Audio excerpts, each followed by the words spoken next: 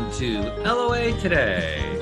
I'm Walt Thiessen. With me today is abundance teacher and money coach, Jody Lynn Craven. This is your daily dose of happy. We are so happy you decided to join us today.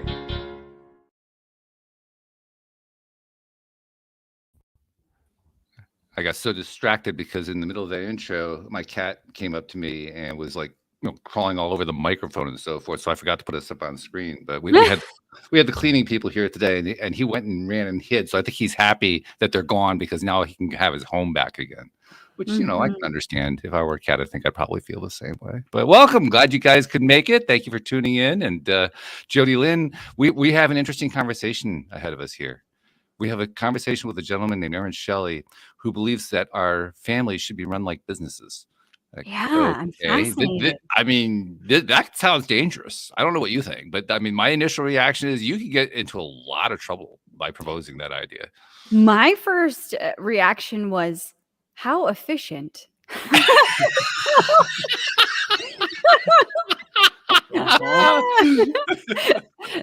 So we're going to see where this goes because I can see both sides. Yeah, I can see both sides too. So Aaron, first of all, welcome to the program. How are you doing today? I'm doing great. Thanks a lot for having me. I'm excited to get into this. And I'm not even going to try to introduce you any further. You just got to explain where you're coming from. Like, what the hell are you talking about? All right.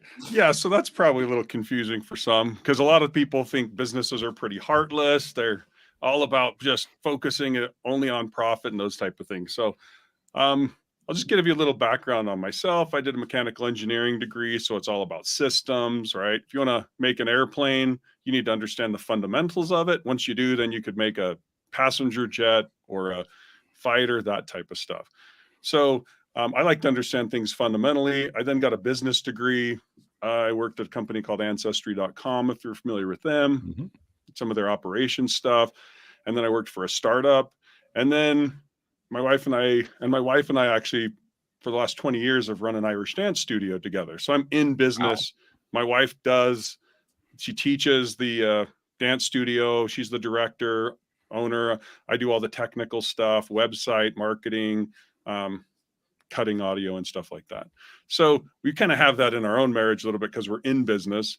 And then, so I kind of went through a startup, and then I had this period where I could kind of choose what I did. And there was this opportunity to help a guy at a local university research business and family. And he was looking at it like, why do we have more entrepreneurs from certain family structures than we do from others? So we were doing a lot of research in that. So that was kind of the start of it. And in the course of that research, I kind of came up with this model that's in my book now. And I said, hey, wrote about 50 pages up, had the model. Here's how I think it'd work. And he goes, yeah, that's your book, not mine. Right? So I was like, well, I didn't really want to write a book. I was just trying to help you write a book.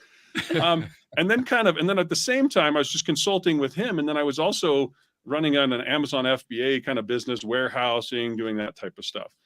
And so I kind of had this opportunity to put together the book and see kind of this interesting overlap between family and business.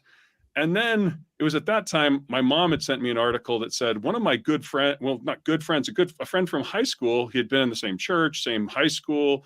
He lived, 10 houses away from me. And then my mom sent me this article that he was going to prison for life for rape and attempted murder. Oh. And I looked at this like, wait, what just happened? Like I'd seen a lot of divorces in my life.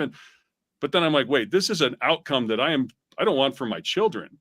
Right. I have 4 children. So I was just like, then my engineering brain's like, well, what happened? If you look at figure it out, right? Yeah. What happened? Because we weren't like different in terms of our socioeconomic status, which a lot of people will point to. We weren't different in terms of our religion. We weren't different in terms of everything was very close. And then you see this very different outcome. And so I kind of started to obsess about it. And then I actually kind of had most of the book written. And then I got an opportunity to be at a company with about 20 people. Over the last 4 years I worked there, we grew from 20 to about 180 people. And then we got some 54 million of private equity. Then I had a chance to step back. So now I got the book out and can focus. So I've had this weird perspective of business, family, doing business in my own family. And as I grew this last company, especially when you go from 20 people to 180, it's like, well, their structural changes have to come into place. Oh yeah. Cultural, you have to start thinking like, what's our culture at the company? What do we want to hire for or not hire for? What is our strategy? You know, a lot of companies, when they just start, it's, we're just going to make money. Let's just figure out a way to make money. But then once you get there, you're like, well, how do we kind of hone that in and focus? So that's kind of the long and short, the background of kind of where the book came from and where the ideas came from. So I don't advocate running your business, you know, like you can't fire your children, those type of things. Sometimes we wish we could, right? But there are a lot of things that I find that are very similar in between a family and a business. Does that make Yep. that makes sense? Well, that helps a little bit. I mean, I'm glad that we're not handing out pink slips to the kids, so that's a good thing. Yeah. Sometimes they underperform, but especially our expectations. Well, that's as good a place to start as any, I think, because in my admittedly biased opinion, I think that parents really need to let go of expectations. I mean, I think there's far too much expectation that goes on with, you know, at the parent end of things, and I think it messes kids up. You know, probably the best expectation a parent can have for a kid is, you know, do you want to have a happy life? What would you like to do? That's about as far as it should go, in my opinion. But not all parents see it that way. So I'm curious to see what your take is. Well, I see it. I'm trying to, if we jump over into the businessy side, I think a lot of these kids are kind of trying to figure out where to be productive. You know, I mean, and historically, you would have been a farmer's, son of a farmer, and your dad's like, I'm a farmer. I know how to farm. I'm going to teach you how to farm. And then you would actually start farming from a super young age, you know, being a contributor in that environment, 13, maybe probably, then you'd be out there working with your dad. And then by the time you hit 18, you would have already had all the skill sets. You know what needs to happen. You understand harvest, seeding, watering, whatever. I mean, my grandfather was a potato farmer in Idaho.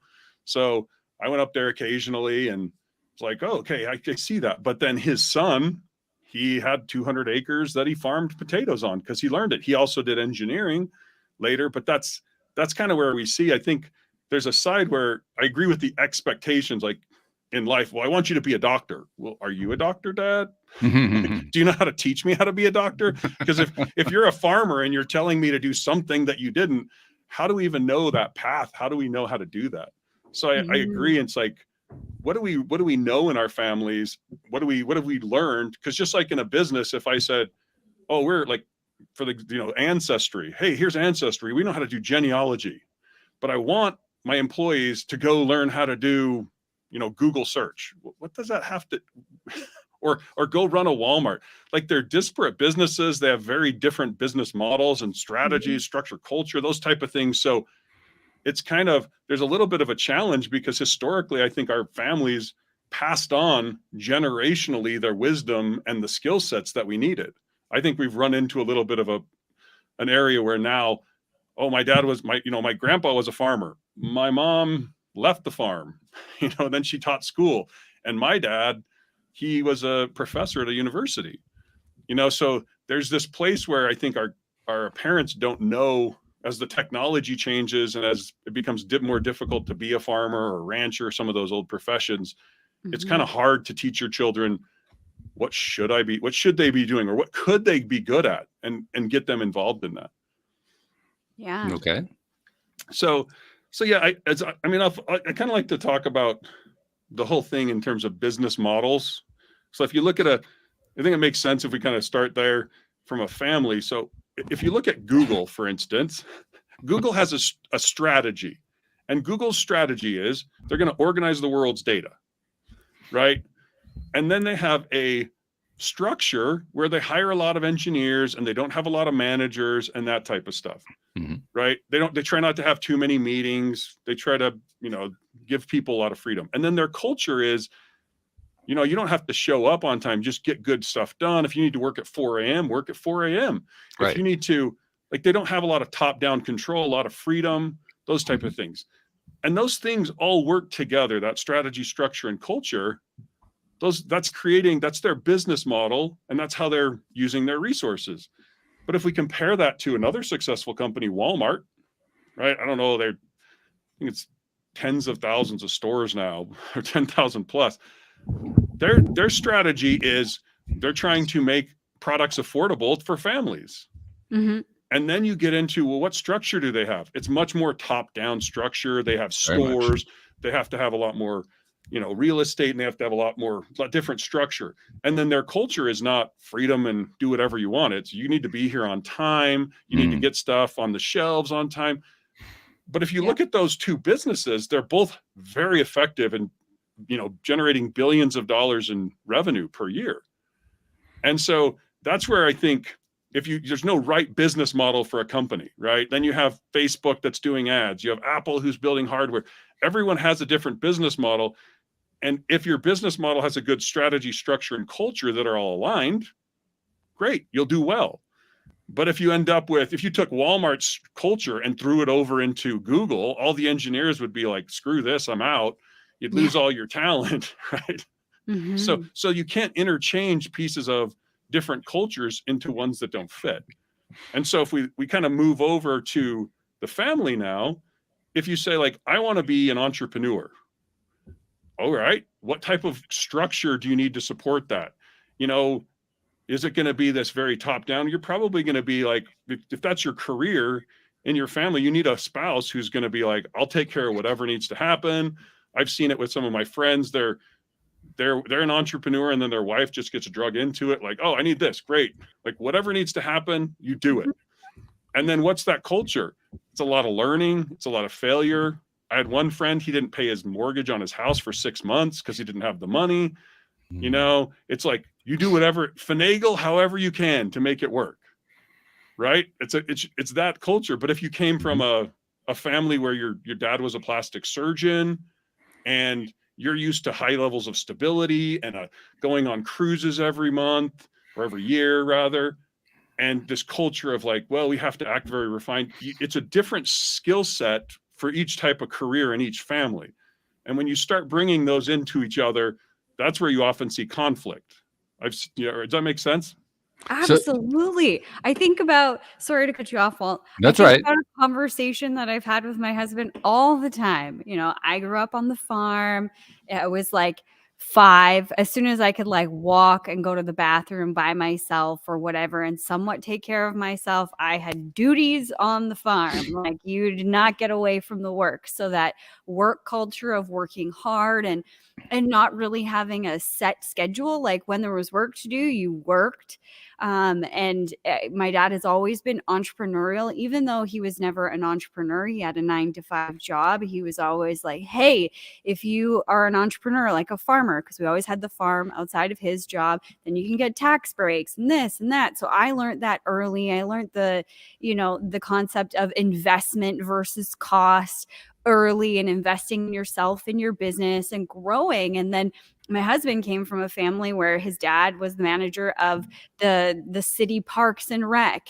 And so 9-to-5 employee, had a pension, everything else. And even though my husband acts more like a farmer, when we first started dating and we were more serious and I moved in with him, he was like, why are you spending this money on like this branding coach? And why are you spending this money over here? And I'm like, babe, it's an investment. I got to grow myself. I got to go grow the brand, got to do this. And we would often like have this friction between us in the way that I was spending my money versus the way he was seeing it.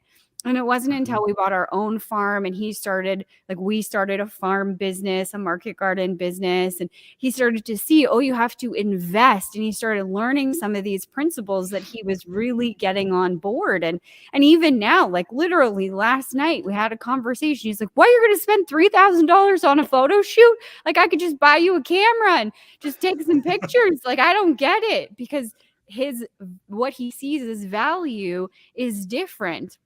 But I come back from the background of when I look at business, I might not understand why he wants said tractor or piece of equipment because I don't understand what he's trying to do with it.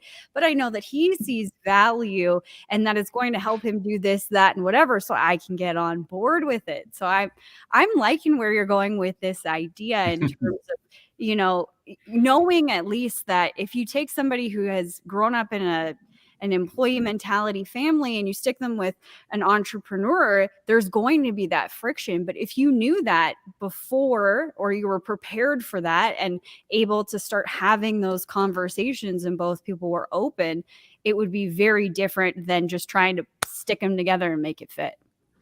Yep. Yeah, that's the thing. An important part of the structure too in a family is, are we going to be a 2-parent household? Are we going to live with our in-laws, which I call the extended family model? Are you going to have your kids live with you? Are you going to, did you get divorced and then you're in a blended family? All of these, or are you going to be a single parent? Are you not going to have kids at all? All of these models, those are all structures, and you can make them work if they're aligned, right? But it's interesting to me, and we talked a little bit about, like you're saying coming together. There's a difficulty too if people are coming from a family without 2 parents, because then they're like, how do you even have a disagreement? How do you have an argument? Is it okay to fight? Like, they don't have the models for that friction and that resolution. Like, yeah, it's okay to be angry at times, and then you cool off, or then you come back together and you still love each other. Therefore it's okay. So you don't really have that model that you're seeing. And so then when you try to get married, it's just much more difficult. And I don't think a lot of people sit there and go, I have no idea how to be married because I was raised in this environment. Like, I know how to do it on my own because I saw my mom do that, or I saw my dad do that. Yeah. But I have no idea how I should act. And it was funny when I first got married. I don't know how you guys have been, but it's like all of a sudden I started taking on a lot of the roles that I thought my dad had. And then she started taking on a lot of the roles she thought her mom had. And it's like, we kind of naturally fall into these roles. Like, well, that's just kind of what I assume it should be. Right. And so if you come from a home where the mom's working and the dad's at home, and then he's coming, or, the opposite's there, then you're coming, it's like, wait, we have some conflict on who should be doing what. And there's no, like I said, there's no right answer. It's really just identifying those things and saying, how do we want to work? Right. Even if the dad was the breadwinner and the mom stayed home, if there was an accident and he can't do that anymore, then it's like, well, what do we do? Oh, we just get rid of him. Or are you like, no, now he'll stay home and now she'll work. Yeah. Right. So there are cases, where people do say, well, this isn't what I signed up for, so I'm out. Yeah. But that's kind of where I see that structure part of how do you live with your family? I mean, I lived with my in-laws for a little bit, and it was challenging because they have their family culture. What's okay, what's not okay, and their structure. And I was like, oh, frick, this is not what I wanted for myself. Mm-hmm. So it's developing those things for your own family and being okay with it. I have one woman I know, that I know really well. She lives with her parents and she has 2 kids instead of living on her own. She has the finances to live on her own, but she wants the support for her children. So that's one thing. The other thing that I think is interesting is if you look at a business, to your point, let's talk about your investing. So you're spending money to make pictures, right? That's an action you took. What are you hoping to get in return? You're not trying to get more money you're not going to go sell those pictures, right? That's not the source of the money. So you're getting the pictures. So now you have this asset, right? That then you can use in marketing, you can use in other ways, correct? Yeah, absolutely. So this is where I break out the resources as well. A lot of people just are like, well, the only thing a business is trying to do is make money. Well, if it was trying to make money, then why does it spend money on branding? Why does it spend money on marketing? Why does it spend money on keeping its employees healthy? Why does it spend money on developing and sending their kids to, sometimes companies will pay for employees to go get more education. You're like, they're not just investing just for money. Everything they do is not just, hey, more money, great. They're looking at it from this holistic perspective of, if I invest I call them social resources, which are like your individual relationships, your relationships with groups, or your reputation or brand, they're doing those type of investing in those social resources, right? And if you were to say, like, we don't need any of those social resources in our company, no sales department, no marketing, no brand, screw this. Every business person would be like, that is a moronic decision, right? This is not going to work. Yes. And yet what we've kind of done in our families, a lot of times we're like, well, the guy's making money and now the woman, she needs to go make money too. And that's the priority. Even in some cases they need to, but other cases they don't need to. And so now essentially the family is only getting financial return for their time, but they're not getting any of the social return. right? And so if you look historically, and one great example was Bill Gates' mom, Mary Gates. She actually she worked as a school teacher. The dad was a lawyer. Then he started his own practice, so he had some entrepreneurial stuff there.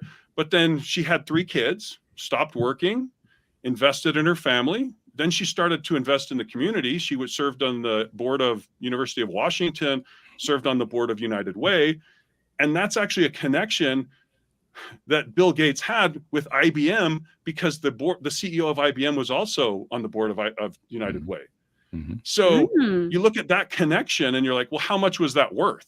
Like, if you understand investments and you understand business, you're like, dude, the right person can make massive difference. So just her work, which no one would have considered an investment by the way we're kind of talking about things now, but investing in those social connections and social resources could have been the reason Bill Gates made 50 or $100 billion.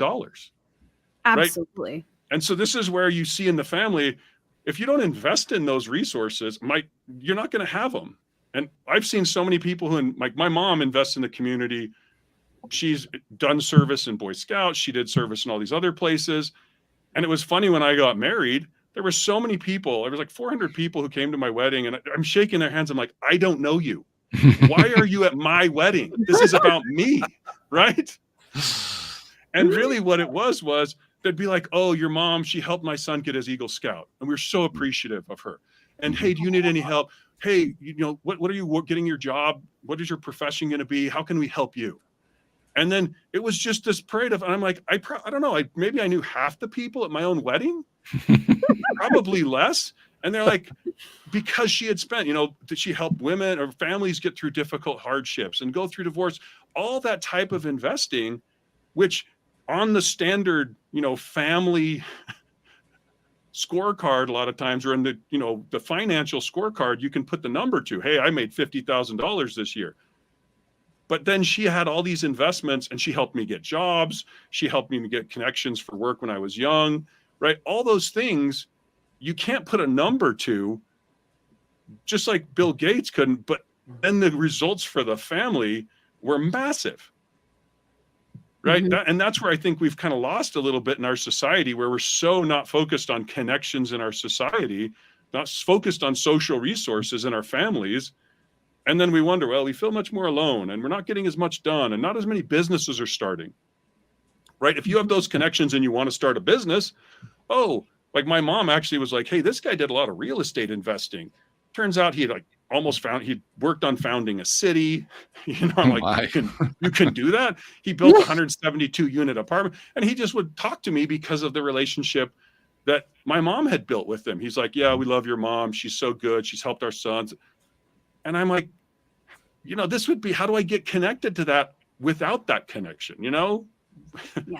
So that's a side where I think in our society, we haven't focused, we've become so focused on the financial resources and money. I'm making more money and I'm this boss, sometimes women will be, I'm the boss biatch, like, yeah. And then you're like, yeah, but what does that mean for your family? And then I think there's also the side, the kind of the financial resources we talked about, social resources we talked about, and then there's human resources, abilities, your time, and your health. And I include mental health, spiritual health in there.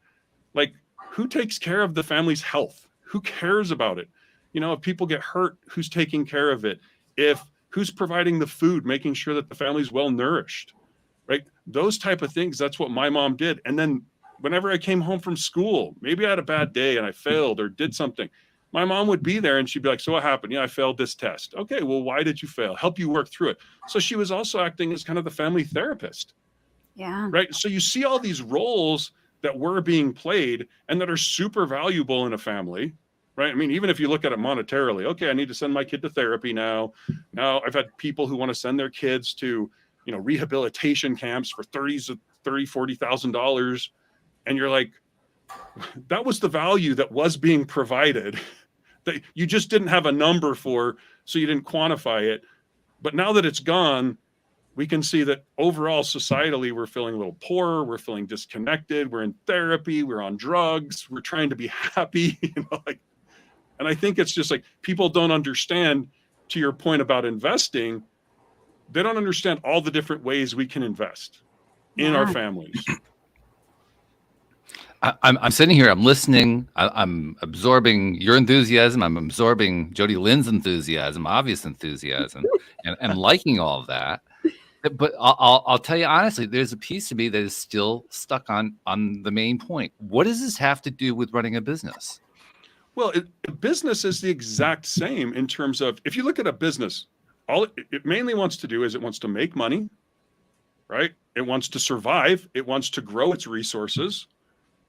And that's running. I mean, if you talk about entrepreneurship, which I've done, it's the same thing. I have my business model. I'm going to teach Irish dance lessons in Utah. Okay, I need to spend some of my money on marketing. I need to spend money on hiring other people so I have more time, more of the human resources. Then I get more of that. Now I need to keep spending. If you're an entrepreneur, you're constantly looking for this flywheel effect, right? Now I have more money. Now I have more relationships. Now with more relationships, I can get better relationships. Now with more money, you have compounding interest. I can make more money, right? So this is where you look at the basics of business are the exact same. I talk about Walmart. It took them 20 years to build their first 1,000 stores. And then between, I think, the years 2011, 2012, they built 1,100 stores in 1 year, right? Mm-hmm. So you see this, like, now they had the money, they had the structures, they had the culture. They knew exactly how to hire. I mean, can you imagine 1,000 stores in 1 year? How many people do you need to hire? You got to know exactly what all those people look like, how they work. You got to have training for them all. You have to have all that structure in place. So that's where you look at it as a business. And then if you jump over to families just want to we want to get more resources. We want to have a better relationships in our community. We want to have more financial resources. We want to grow our abilities. We want to be healthy. We want to have more time. So at a high level, in fact, if you take it out and just say, I drop you off on a desert island and you're alone, you have a couple jobs: staying alive, getting food, getting water, right? Basic things, activities that you have to do. And if you go to a business, it's the exact same. You want to start a business? Great. How are you going to make money? Who are you going to sell to? Right? Yeah. I think too, if we take like a wider perspective of what I think you're trying to say, it's really about conscious choices when it comes to building a family. It's not just, like, hey, that sounds cool, awesome, whatever, I'm just going to do it and I'm not going to think about it. And what comes up in my brain is this conversation I've been having in my own family, not only like mine and my husband's, but my siblings, my brother, my dad. My brother has one child and a wife, and they have their family unit. And my brother continuously asks, we've talked about this, my brother continuously asks my dad, like, how do you instill these values, the values you taught me? How do I do that for my kid? Like, my kid needs to come and spend the summer with grandpa and grandma so that they can learn, or a weekend or whatever. And my dad keeps saying, you have to live the values. And that's what I see the disconnect is, that my dad is a very strong individual. And whether him and my mom had a conversation about what was important to them in terms of family, I don't know, maybe several conversations, but I know that his morals and his values were set.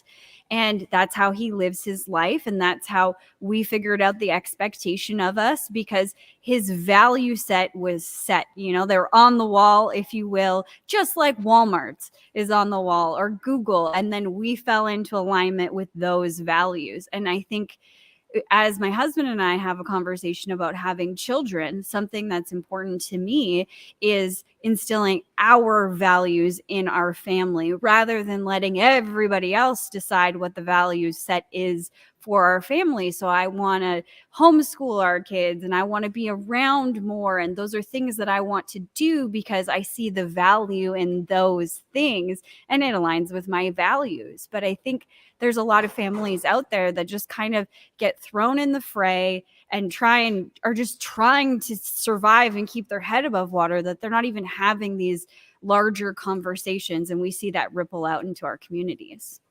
Yeah, I completely agree. I read the book when I was about 20. Well, I was raised by my mom, who's a farmer, right? So she was just like, save, save, save. That was the value. So I knew how to save money. But I was just like, how do people get rich? I can't save this much. And then I played the game that's based on the book Rich Dad, Poor Dad. It's called Cash Flow. Yeah. And my wife and I played it together, which I think was great. And I was like, I now understand how money works. Like, I understand the cycle of money. I get assets, I get income, I then have cash flow. I use that cash flow to make investments in money. Then I get income. And this is the flywheel effect that he really talks about, and I think shows in his book. And I kind of live that. That's why we ended up doing the Irish dance thing, was because we're like, well, I could go follow after I finished my MBA. I could go be an employee and just bounce like a lot of my friends did between these big companies and try to be an exec, or I could own the asset. And so that's what my wife and I chose to do. But the thing that I didn't, and that worked financially, but then there was a place where in 2007, I made a real estate investment right before the market crashes. It's always a good learning experience. Mm-hmm. And I'd gone from, we're going to make about, $50,000 on this to, now you're in debt by $250,000. Mm. And all of a sudden I realized, yes, Rich Dad, Poor Dad is good at the financial. It's true, that cycle, but he's not taking into account the holistic picture of my feeling of my mental health and the stress that all of a sudden came under the family. I had 4 kids at the time. Now my debt increased by, I think it was over 50, over 100%. And I just was like, I want to invest and I want to take risks. But if I'm taking these risks with my whole family, I don't like that. So then my wife and I kind of decided, hey, we're going to pay off all of our debt, which any financial advisor would say, that's stupid. Why would you pay off your debt? It was at low interest rates. Go put it in the stock market. Then you'll get 8% return. You pay all this, blah, blah, blah. But they're not taking into account the mental, how that's affecting your psychology. Mm-hmm. Once I got rid of that debt, I didn't have to think about it. I didn't get angry every time I got a bill for this property. I was like, oh, frick, this decision I made 10 years ago, I'm still paying on it, right? So it's like finally getting rid of that just freed up so much of my headspace. And that's where I think most financial people, like people will complain about economists the same way. They're only focused on financial return. They're not focused on the mental health, the physical health, the psychology of the family that's involved there. So I really am trying to, in the book, expand the concept, because it's the exact same thing in Rich Dad, Poor Dad. It's the same cycle. You buy assets, then your business model says buy more assets. Great. You can just do that infinitely. But it's expanding it and saying, and I think for both men and women, I think for a lot of men, they underappreciate and undervalue what the women have been doing in the home. Mm-hmm. Right. Well, you've been spending your time training our children. You're going to homeschool. If you homeschool the children, I did that for a couple of years with my kids. That the time invested is massively important, but you don't get money back in the short term. Yeah. But then you build those relationships with your kids. And then when school people at school are pushing on them to do things, then your kids come back to you and like, well, I have a stronger relationship with my mom than I do you. Now let's think about it. Now you have more influence. So I'm trying to more expand kind of that model with Rich Dad, Poor Dad to be like, what are your social resources and how are you investing in those? And one of the big ones for social resources I've seen is, what groups are you involved with? I've had people, I'm part of a religious group, and I had people come over. I was trying to chop down a whole bunch of these massive trees in my front yard that were coming up through the foundation, coming up through asphalt. I was like, you guys, this is crazy. And there are all these trees coming up, and I'm like, I got to cut them down. And I had this people from my church came, and they're like, hey, you want some help? Then they set it up, got it all involved. There was a guy who I'd never met, but because he was part of the church, and he actually wasn't a member of the church, he just happened to be down from Canada. Like, well, this is the group here. I want to be part of it.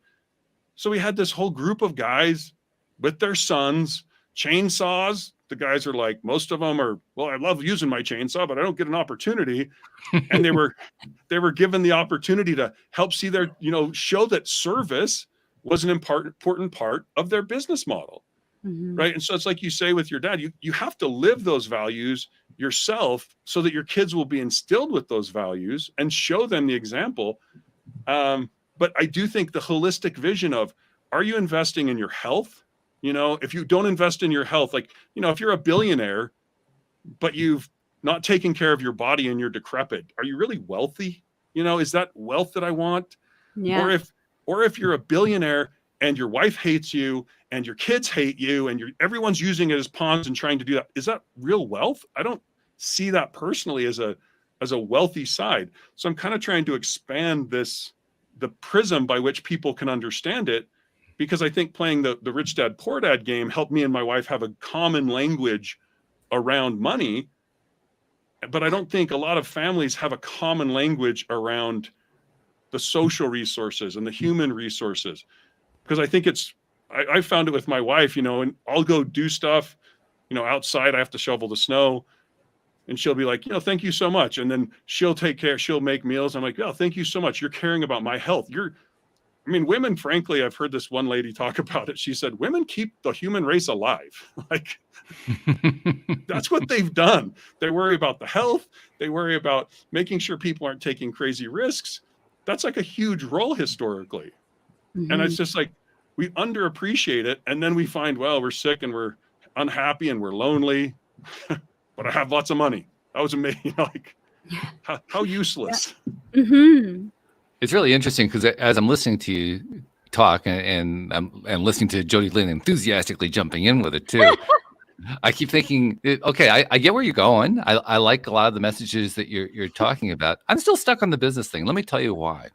Okay. The reason I'm stuck on the business thing is, and I think I'm beginning to understand where the disconnect is happening.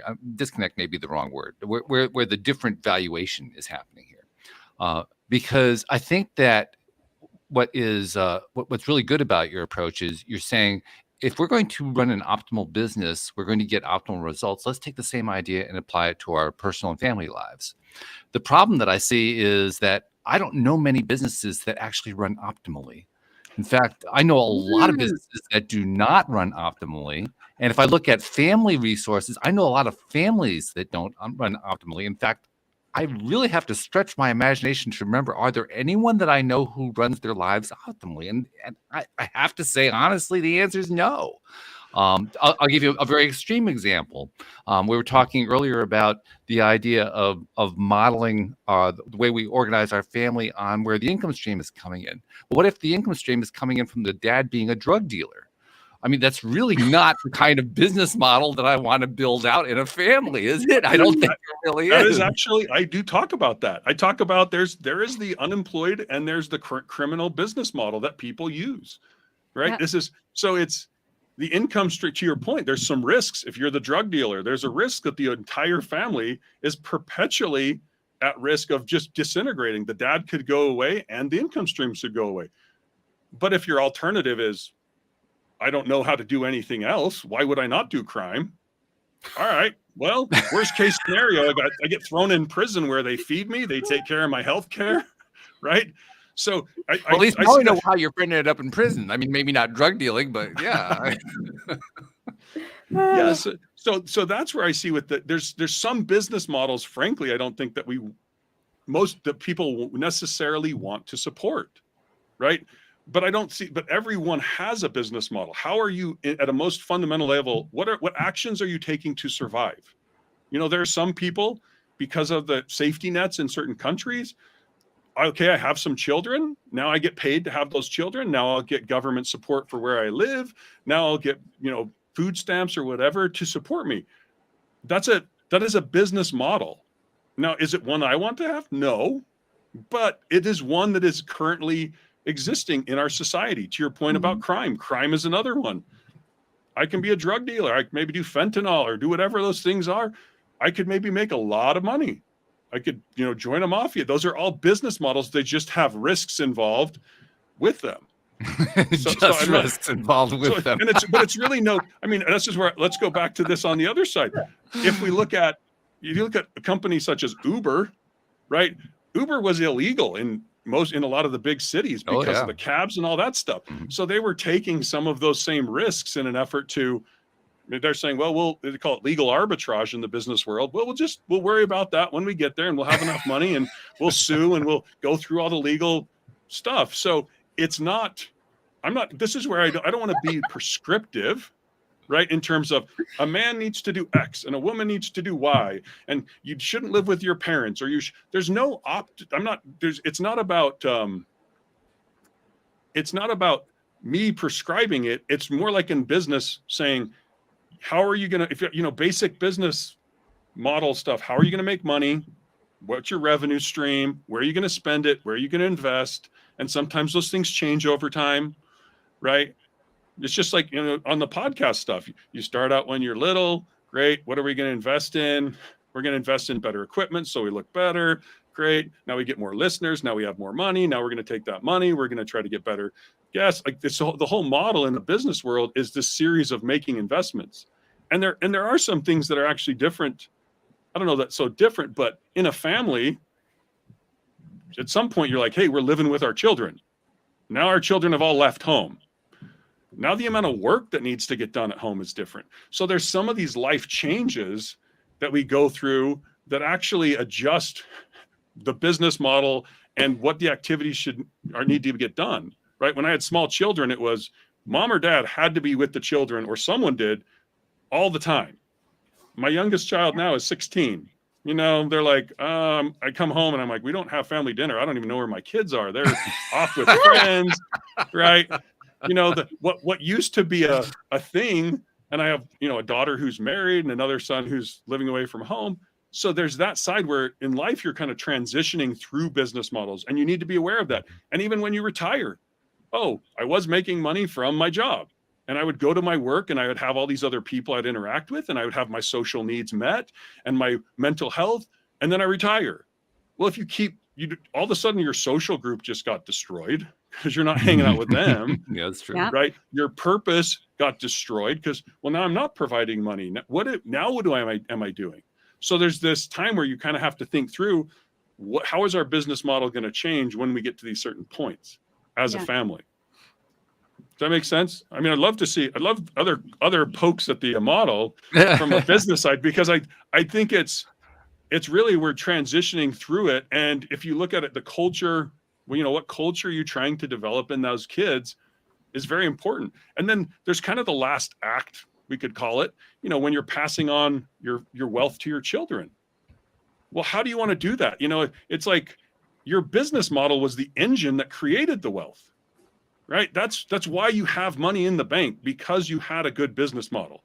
If you don't have a good business model, you have no money, right? You may not have good relationships. So at the end of your life, when you go to pass on, like, okay, I have $5 million I want to pass on to my children. But if you didn't give them a business model, it's not going to work out well. Mm-hmm. And there was an example of this girl who was 18, I think, and her dad passed away. He was a successful executive, and she got $20 million at 18. But she didn't know what to do with it. She's on her fourth, I think maybe fifth marriage now, right? She's bought and sold companies, and she had to actually get some loans from her mom for some of her stuff just to maintain her lifestyle, because she didn't know what to do with the resources. Mm-hmm. And I can't tell you the number of people who say, I want to be rich. All you're saying is, I want a lot of money. But if I give you that money, you're going to lose it all, usually within a generation. Some, lottery winners are notorious for this. Oh, yeah. So it's not resources that's important, right? If I gave you a McDonald's and I'm like, here's a McDonald's, but I'm not going to tell you how to run it. I'm not going to tell you how to market it. I'm not going to tell you how to hire people. I'm not going to tell you anything about it. It's going to be a crappy McDonald's, and you'll lose it, right? Because you haven't got the business model. Even though I gave you the restaurant, even if I gave you money, right? I gave you that. But if I give you the business model and then I give you the restaurant, then all of a sudden you can take that and flywheel it and actually create more wealth, right? So that's where I think there's this point of, how are you making sure that the business model is being handed off? Because that's actually the most important thing. But they're also, how do you hand off your social resources? I need to introduce my children to my banker, to my lawyer, to my accountant, to the friends that I've made, right? Mm-hmm. So how do you pass on not just those financial resources, which everyone focuses on, which in the case of this poor girl ended up destroying her life, kind of, which is a tragedy, because the dad had spent so much time wanting, hey, why was he working? I'm sure he said, I'm working for my family. I want my family to have the best. And then it ends up destroying his family. So that's where I think there's this tragedy. But how are we passing on those resources? Because that is what the generation of the wealth came from the business model. The wealth itself is just a byproduct of a good business model. Yeah. I look at my siblings and just that succession, potential or plan or whatever, and see the same gap there. I'm really close with my parents, so I'm one of their executors on their will, and my brother is another one, and then my other two sisters, they're kind of at the mercy of us telling them what's actually happening later on in life. But I know that some of the resources that we will inherit, my one sister, both my sisters will do radically different things than me and my brother will, and I'm going to do radically different things than my brother will. And it's so interesting taking that perspective of looking at the whole picture and how you hand all of this down, all the information, the connections, the money, and how aligned it is with your values. Like, my values are very closely aligned with my dad's. So I want to do some things on the farm and I want to keep it. And it makes sense. We have a farmer that farms it. So the contracts are already in place. I already know those people. It's pretty much turnkey, Mm-hmm. I just get paid on it and got to pay the land taxes. And I think my brother is kind of similar in that sense. But I think my sisters are like, let's just sell it and take the capital now and then retire or do whatever. And it's a completely different thought process for sure. Well, and that's the sad thing to me. There are places where the business model breaks down, right? If you're a farmer and you have 20 kids, 10 kids, whatever, everyone, it's like, well, we all can't work the same land. We all can't do this. And maybe in our society where I think it's like less than 3% of the people in the US are farmers now, maybe lower than that even, right? So there's this place where sometimes business models fail, right? Mm-hmm. They were good for a time and then they're failing. So there's a point where you need to stay on top of it and learn. And that's where you start to look at what are the values that most of the farmers that I've met they have a lot of good values like hard work, do whatever it takes. You have to figure things out. You also tend to do some type of learning. So there's a cultural value. And then if you take that farmer and then you throw them into a university, they tend to do pretty well because they're like, I get it. This matches my values. But if I take someone from a different environment where, hey, it's more about relaxation, you work hard sometimes, but you just don't have the same culture, you put them into a university and then they'll fail out. And it's not a function of, well, the university was bad. It's like there was a cultural mismatch between what they were doing. Right. And that's a little bit like if someone wanted to be a doctor, for instance, this is a 4-year plus 3, so 7 plus a residency. That's a 9-year commitment. If you don't have the value of delayed gratification, like, good luck. Right. You're going to fall out and then you're going to be in debt. So you don't want to have that's what I would call a strategy culture misalignment. Or if you're a doctor and you're like, yeah, I want to get married when I'm super young and then I'm going to be a doctor. Okay, there's some logistics you'd have to work. Well, is your wife going to work? Or if she's doing it, is the husband going to work until the doctor comes into place? And then, like Mary Gates, you'll kind of shift away from it. You'll shift to what you're investing in. So it's just kind of some logistical challenges that you have to work through when you see this mismatch. Mm-hmm. I think the biggest value that I hear in what you're describing is the importance of taking a moment anytime that you're at a crossroad in life. You're considering doing something new with your life. You're considering, maybe you're about to get married. You're about to buy a house. There's all kinds of things that could be going on. Anytime that you're at one of those, well, I think what you're suggesting is evaluate what it's going to take to help you get the maximal experience you're looking to get. Yeah. I think and there's also a point where I think you need to look forward, right? If you look forward in, 10, 15 years, in some cases, like if you're a blue collar worker, my brother-in-law happens to be a blue collar. He's an arborist. He married my sister and she's 10 years younger than he is. But if you're a blue collar worker, you have to be thinking, this is not going to last. Like physically, blue collar work is just so strenuous. You have usually a 20 to 30 year lifespan in that career. Just like if you're going into the NFL, Okay, you're in there for 3 to 10 years, maybe, right? So you kind of need to look at how well your career is going to function and then what are you going to do after? And a lot of people, I'm not saying blue collar is bad. There's actually, I worked at the company I was with, we did roofing software to help roofers. Man, those guys can make a lot of money, right? But then I learned how to do roofing, and then I start my own roofing business in 5 or 10 years. Now I'm the entrepreneur. Now I can make good money, but I'm no longer on the roof doing all the work, right? Or you see plumbers, you'll see a lot of these blue collar people make that transition, HVAC, those type of things. And then they're making lots of money. But if you're planning like, no, I just didn't plan or think in the future at all, well, then you're going to get to that point. And then I had my sister did call me up at one point and said, okay, so my husband, I got young kids, and my husband's, he's been in some accidents, which usually happens around blue collar work. His body's been taxed.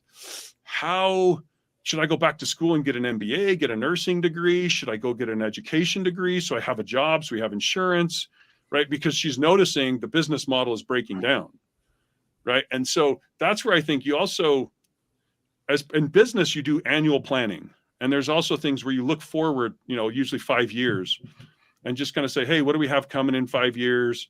What does the next year look like? So that you kind of have these things on your horizon. And I think in families, we need to do the same thing of like, how's our relationship going to change once our kids are out of the house? I mean, and there was a study I read a while ago where a lot of people in Japan, the husband would retire, and then he would go home, and then he would piss off the wife, and they'd get divorced, right? Because he never figured out, well, what am I going to do with my life and my time? And so that to me is like looking ahead a little bit. To your point, there's crossroads for sure. What major are you going to go to college or not? What major you choose in college? Are you going to be an entrepreneur? And just understanding how the whole system works so that you can go, I need to focus on these type of resources at this time. Like one example that I think a lot of people don't think about or have a good model for is, okay, if you had a job opportunity in another city for $30,000 more or whatever, and you're like, great, well, that's such a good opportunity, I'm going to move. Yeah, but if you were in the place you had been for a long time, you're severing all those social relationships, right? It's not that none of those people like you anymore, but now those social connections, they don't have the same ability to provide value to you, right? My sister, she lives in a different state. If she lived close by, I could say, hey, come get free Irish dance lessons. Don't even have to pay for them, right? But because she's in a different state, I wouldn't be like, well, since you're not close to me, I'm going to pay you to take dance, Yeah, nothing you can really do there. And so that's where I think a lot of times when people move, they're not taking into account the loss of those social connections. And then quite often, if the mom was staying home, then the mom starts to, oh, I don't have connections. I don't feel like I have a place in the community. Oh, I need to go back with my family. Then you'll have more and more stress on the family because you didn't realize all the negative impacts of that move. You just thought about the money. And so to me, when you go through some of those transitions, if you were to move, you'd say, we need to invest a lot of time in what I'd call social investing, right? We need to invest get in an organization, whether it's a church, whether it's those things, and we need to be involved. We need to build that up to the point that we feel like we're now connected, and those type of things, because that's where a lot of mental health issues end up coming from, both for the parents and for the children. So that's the type of stuff where it's trying to look at things holistically versus just being so focused on the money and then giving all the other resources, losing all these other resources, right? If you lost $100,000 worth of social resources for a $10,000 raise, that was a big mistake. Yeah.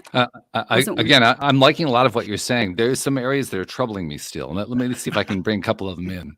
One of the things that's really troubling me is that when we reach one of these crossroads in life, and they can be of all different kinds. Now maybe I'm just speaking for myself here. I have a feeling this is actually true for most people. We like to think that we have the information in front of us so we can select, how do we want to go about doing stuff. In reality, when we reach one of these crossroads, more often than not, we are working on extremely limited information. We don't have the whole picture. We have only a little tiny piece of the picture, and we're trying to make sense out of that picture. And so when I look at it that way, I say to myself, well, yeah, it's great if you've got the information, But what if you don't have the information? And we live in an age where there's a lot more information available than there was even 20 years ago, let alone 50 years ago. But even with that, people still encounter these crossroads, and I think they're really crossroads because they don't have the information. They don't have all that knowledge, that background to draw upon.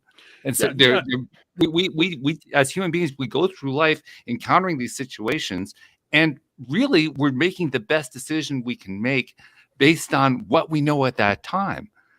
It's almost never going to be an optimal decision. It's just simply the best one we can make at that point in time. Yeah, no, yes, I agree. I agree with that. People make the best decision that they see that's available to them at the time, right? That's essentially the way I'm trying to open it up so that people have a bigger lens to look through, right? So do you have any specific examples where you can think through where you'd say, what are some of these crossroads that you? Oh God.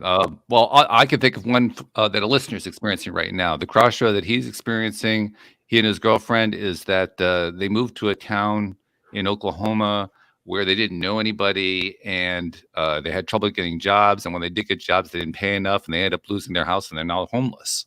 That's the crossroad they're up against. In the midst of this era of plenty and information and so forth, that's where they're at. Mm-hmm. Yeah. So if you looked at that, I mean, if you look at it from the high level, you're moving in. That's why I say you're moving to this area. What is your connection to it? Are there other people of your religion? Are there other groups that you can join? Right. I mean, I'm in the process because of my church calling I'm in the process of helping somebody with an employment problem. I've never met him. That's just what I do. I'm going to be they call it the employment specialist, right? So I'm going to help them with those type of things.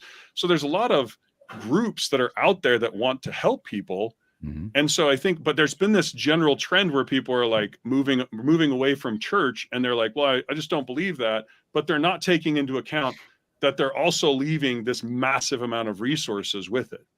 And I'm not saying you should stay only for that, but I am saying if you're wanking this way, like, well, I like to watch football on Sundays more than I like to go to church. Okay, there's a trade-off you're making, but often you're not seeing if it's about an hour or two of church, then maybe you're making a poor choice. So I'm just trying to look at it, and I've used this on myself as well.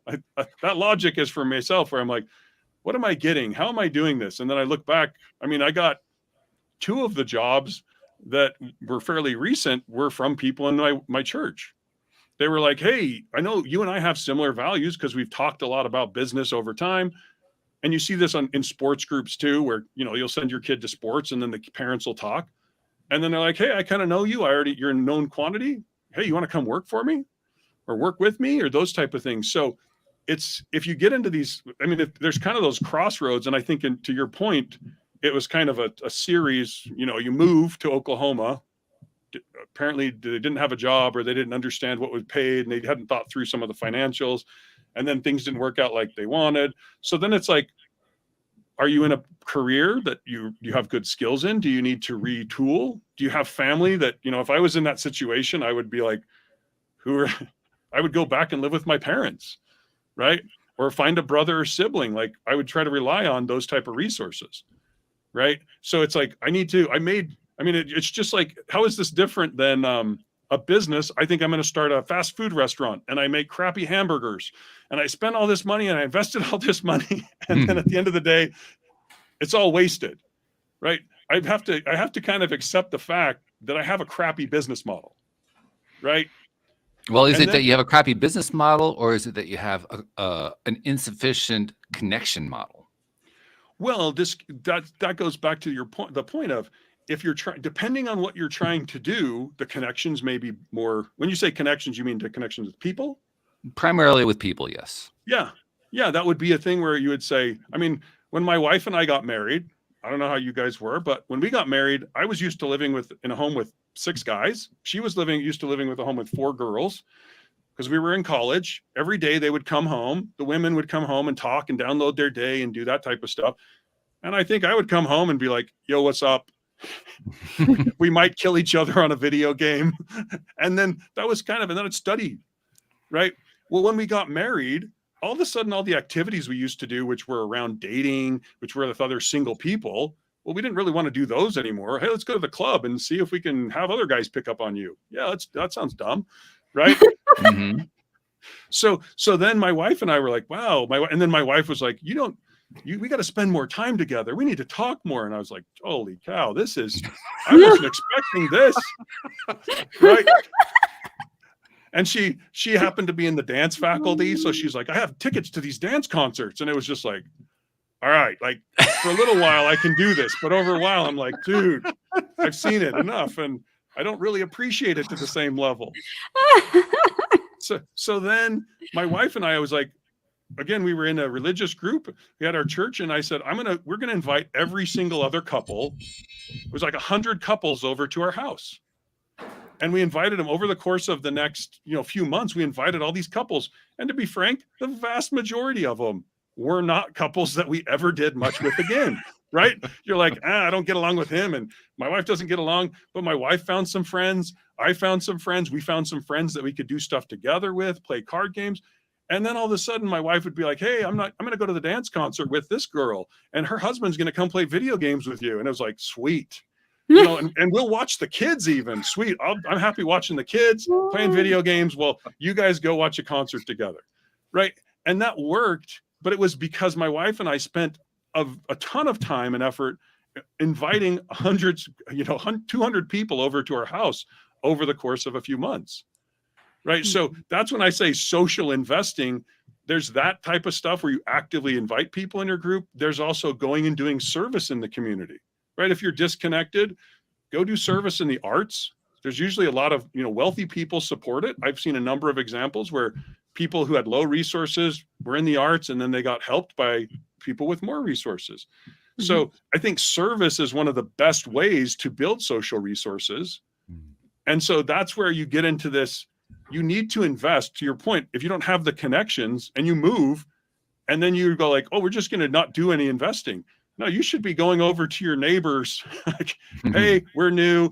Hey, go look for, groups you can be involved in, because that lack of social connection, to your point, may have been the cause of them not having resources, not getting a job, right? As soon as someone meets you and they're like, hey, this guy's a pretty cool guy. Hey, there's an opportunity over here to work here. People will help you once they trust you. It's just the people who are, I don't know, the strange people down the street moved in. You haven't seen them outside their house. No one knows them. They just peek through the curtains. Yeah, right. They peek through the curtain. Right. So there's this whole thing of, if you're not investing in the social resources, you're not investing in the groups and the community, why would you expect to be connected in there? Mm-hmm. Right.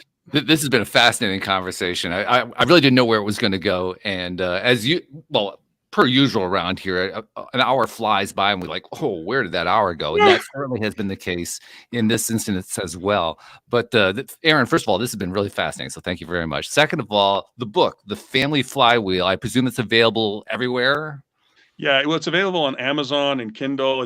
There's an audiobook. If you want to hear my voice read it, I had to read through it, which was a great experience. Oh, listening to yourself talk for hours. It hurts. And then, I have a website called The Family Flywheel. I have some resources there with some forms to kind of help you think through it. And you can do this as an individual too. Like if you're dating, you're like, well, who am I trying to marry?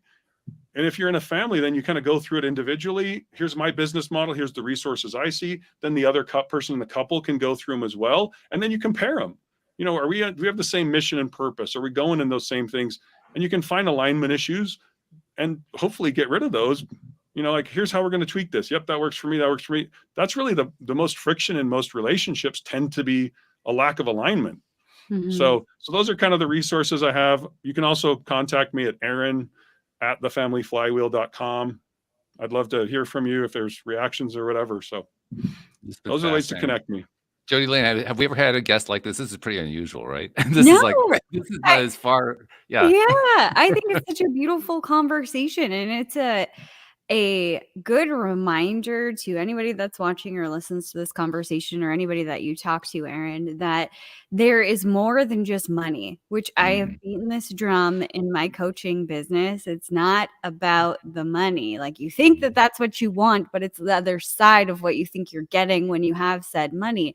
And I think that's what you did for me, Aaron, was really opening up the way that I perceive these social things. And there's some things that I perceive are very valuable, and very simplistic things that I didn't see as very valuable, like cooking the meals or whatever. And you've helped me shift into a different space and asking that question, like, who's going to nourish our home and our family, and all of these things, and looking at it through a different lens that is equal to the monetary value, or just as important or more important, perhaps, depending on what your value set is. And I think that's a beautiful conversation to have. And of course, the other thing I like to do with every guest that we have is to thank them for all the giving that they do. You're another giver. You're giving people this new way to think about things. And there are many people you've never met and never seen who benefit from what you have to say. And I think you need to be appreciated like everybody else. So thank you on behalf of those people you've never met and you've never seen for what it is you've been putting out there and what you're continuing to put out there, because they appreciate it too. Thank you. Yeah, I appreciate what you guys are doing as well, trying to connect and push that out there. I feel like the more we give, I mean, this is, like I said, this is a part of social resource building, right? Giving to other people, trying to help them in any way you can. Beautiful stuff. So thanks, guys, very much. Thank you to our podcast listeners everywhere. We will see you all next time here on LOA Today. Goodbye, everybody.